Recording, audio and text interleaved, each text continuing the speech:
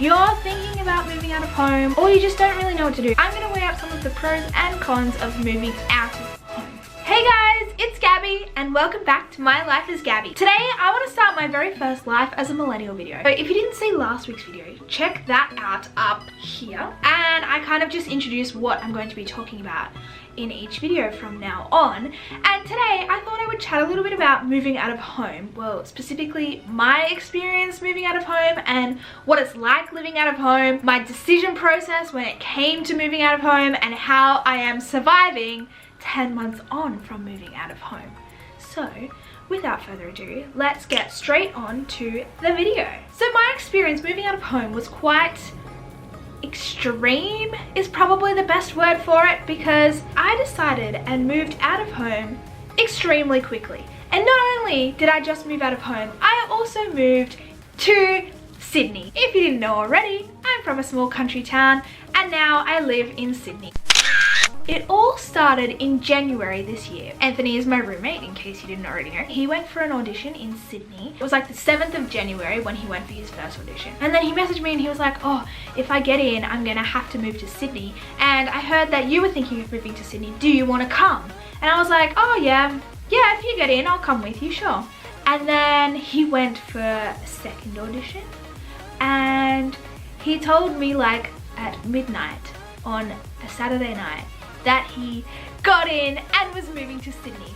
And I was like, like, congratulations, but oh my god, what happens now? That was on a Saturday night. Then I was like, yeah, sure, let's go down and start looking at houses. So then the Wednesday, we came down to Sydney and started looking at apartments. Just the two of us came down. Then Saturday, we both came down with our mums and looked at about 8 different places, and we applied for all of them, because being young people with no rental history, we were a bit worried about what we would get, and we were just a bit skeptical about the whole process. But we applied for them all on the Saturday, and then Monday the 21st of January, which is my birthday. Happy birthday! We got accepted like phone call after phone call after phone call, and we got accepted for every single house that we applied for, which is amazing and so unexpected. I couldn't believe it. And it was my birthday. So the very first one, I got a call from Anthony and he was like, oh my god, guess what? We got accepted for a house. And I was like, I know, how excited. And he was like, oh, also by the way, happy birthday. And I was like, oh my god, best birthday ever. But also my heart was like, this is really, really happening. So that was Monday. The next time we came down was to actually sign the lease and move in, which was the 1st of February. So in the span of about 3 weeks, we had thought, decided, found a house, and moved to Sydney. And this whole time, it was like the longest 3 weeks of my life, because I just didn't even know what to do. I was freaking out so much. I hadn't even really thought about moving out of home. I was like, oh yeah, this is gonna be really fun and exciting and a new adventure. But when it comes down to it, it is really, really scary. And I know a lot of you are also feeling the same thing. Like, I was kind of lucky. I went to university, but I went in my hometown, so I got to live with my parents. So I'm moving out of home a little bit older, but I think it's still scary nonetheless. Like, no matter what age you are, it's still scary. On the 1st of February, we signed the lease and got the key to our house. And if you'd like to see what our apartment looks like, I will link that down below, or I'll put the link up here. Actually, I don't know which side it's on. This side, I think. I'll put the link up there and you can check out that video that I made of the tour of our apartment. But yeah, that very first night was one of the scariest nights of my life. I slept in my bedroom here, but I was on a stretcher bed, like in the corner, and stretcher beds are so tiny. They're like literally this wide. And having that in the corner of my room felt so big, and the house just felt so empty because we had nothing in it. And it was just kind of like, oh, am I doing the right thing? I'm moving so far away. I'm moving to a city. Am I making the right decision? I have no idea. And I'm one that doesn't really like change much. And this was a lot of change happening very quickly. So it was a big leap, but a good leap and a necessary leap. And I want to help you if you're thinking about moving out of home or you just don't really know what to do. I'm going to weigh up some of the pros and cons of moving out of home.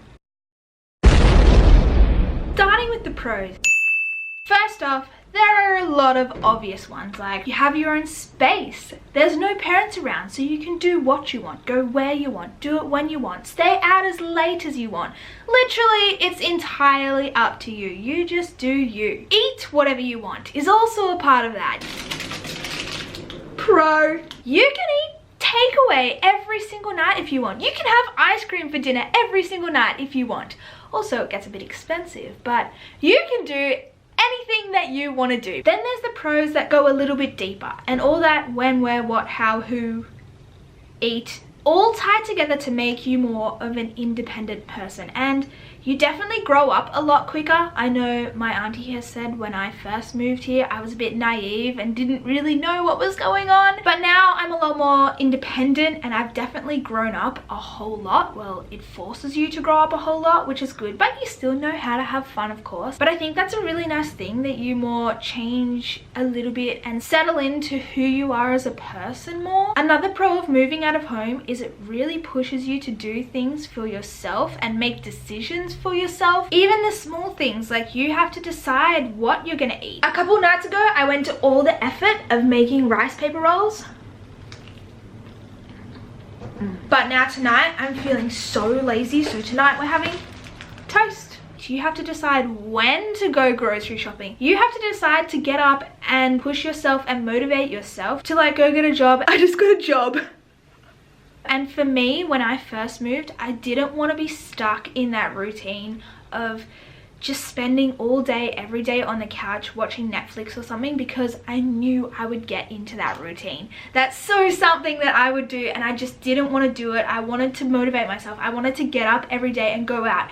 Even if that just meant going for a walk. I used to go to the park so often and go for a walk just to get out of the house so that I wasn't just home all day. Mind you, I did do a whole lot of shopping, which probably wasn't good, especially because at that stage I did not have a job, so I was not making any money, but I still went out and went to the shops, or I would just like go into the city just to explore the city. I would go for a drive to try learn my way around and get to know the neighborhood, or like just more of the city in general. And that was kind of an aim or a goal that I set myself every single day, so that I did do something with my day and it kind of justified, I guess, living here. I was also applying for a lot of jobs because I desperately needed money, and watching my bank go down, down, down, down, down was really scary, especially with rent, which probably brings me over to the cons. So of course, paying for rent, because even if you're at home and you feel like you pay for a lot of stuff, like I felt like I was already paying for so much stuff, but I wasn't paying rent. And now if you go watch that video of my house tour, it also tells you how much rent I pay. But I pay a lot of rent, and it's such a shock to going from just saving and being able to buy what you want, to then working really hard and rent comes out and you still have no money, is a big adjustment. But a good one, don't get me wrong. You do learn a lot about budgeting. And then of course you have the cons of like, now you're forced to look after yourself because no one else is going to do it for you. So you have to eat healthy because otherwise you will die, or your body will just really hate you. Either we have zero food in this fridge at all, or there will be so much food but it will all be out of date. Like literally everything is in like containers. You can't really see that, but there's like a chicken and like everything in containers, but it just stays in containers and we never clean it out until we need the container. Also, there's the cons of like cleaning everything. We are so bad at wiping the benches. Look, the dishes are always clean. We're really good at doing those, but the bench,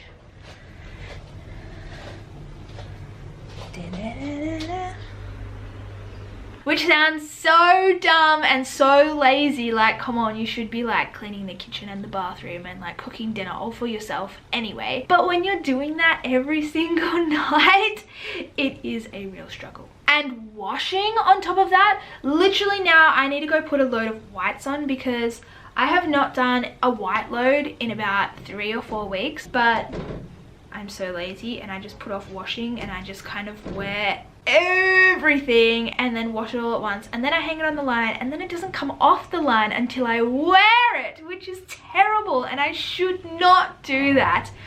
But anyway, it's something that I'm working on. And also I figured out that like if you leave your dishes, they just stack up. Again, no one else is going to do them, so then you have a big pile of dirty dishes and you have to wash them all at once, and that's just the worst. So now I've learned to do my dishes as I go. Putting dishes away, we wash them. Do we put them away? Another con is there's no one there to help you or kind of push you to make decisions. I know I was saying before that you learn to be really independent and it forces you to be really independent, but it's also super hard and something that I struggled with, and why it's taken me so long to get this job that I'm at now. Because once I had my waitressing job, I had a very minimal amount of money coming in, but I was getting by, and then I just did not push myself at all to get a job. And then I also kind of feel like I wasted so much of this year looking for a job, because I really wasn't. I said I was, and I was so confused about what I wanted to do with my life. I just stopped applying, and I would think about it constantly, and it really stressed me out. But I should have just kept applying, but there was no one there to push me to do it, and no one there to kind of justify what job I was searching for or that I should do it. And I know when I'm at home, my mum was really good at that, and when she came down or I'd talk to her on the phone, I would tell her like my thoughts, and then she'd be like, yes, you should do that, that's such a good idea, definitely apply for that job. And then I'd be like, excellent, I'm definitely going to apply for that job. Whereas like when no one's there to push you, you're just kind of like, oh, should I don't know, I don't really have to, maybe it's not for me, and you kind of turn yourself off it. So that's a really hard thing about not having your parents around and making decisions for yourself. It's also really hard moving to a new city and not having any friends. The first month I like didn't see anyone, which was fine. Like I was in a new place, I was so excited, and I'd come home and Anthony was here. It was so good moving out with him. That's something else that I'd like to talk about, but I'll come back to that. But moving to a place where I didn't know anyone was really kind of scary, and like a lot for yourself, like mentally, because you literally have no friends, and that's kind of sad. But it also pushed me to find a job, because then at least when I had a job, I was meeting new people and making friends. So that was another reason that I started applying for jobs, not only for money, but because I was kind of getting lonely and bored by myself. So I had to go and get a job to find friends. But back to what I was saying before about moving out with Anthony, I would definitely recommend moving out with someone that you know, because that's kind of what sold me about moving as well when I did, because I was going with someone I knew. If I went by myself a few months later, I would have had to be sharing a house with someone that I didn't know, which obviously you learn a lot about them really quickly because you're living with them and you become friends with them. But it was nice to have that immediate comfort with Anthony, and like we knew each other so well that we could already just joke around.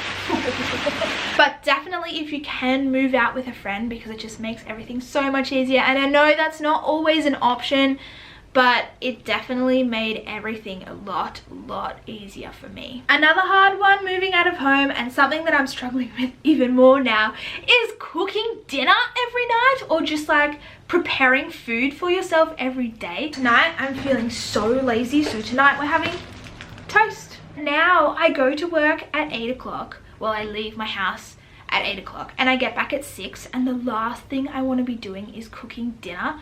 But I have to do it every single night, or I'm just not gonna eat, or I'm gonna eat junk food, and then that's so not good for me. And it's so hard to actually cook something nice and not eat junk food, or just toast every night because it's easy. Actually tonight I'm probably gonna have toast. But even lunch every day, I want to pack myself a nice healthy lunch, because I just know I should, and I know that I feel so much better when I eat a nice healthy lunch. But it's so hard to prepare that and go grocery shopping every single week and buy that stuff and just work out what I need for dinner and lunch every single day. Like meal prep for a week is really hard, but also it's fun, and I'm still kind of getting to know it. That's about all I can think of for the moment. I kind of just sat down really quickly this afternoon and decided to film this because I had a lot on my mind. But I just want to say that moving out can seem really scary, but just do it, take the leap, and like you can always go back. That's a big thing to keep thinking about, is if it doesn't work out, you can always go back home. After like a couple of months, I was kind of homesick-ish. It's like going on a holiday and getting homesick, because like it's just not what you're used to. But now living here, this feels like home. And of course I love going home to see my family, and it always feels like I've never left. But it's also really, really nice to come back now, and that's something that comes with time. So just give yourself some time. But also I think it's really important to move out when you're ready to move out and when you feel like you could move out. When I was at uni, there's no way I could have moved out, and I'm really, really, really glad that I lived at home to go to uni, and I've waited until now to move out because it felt like the right thing to do.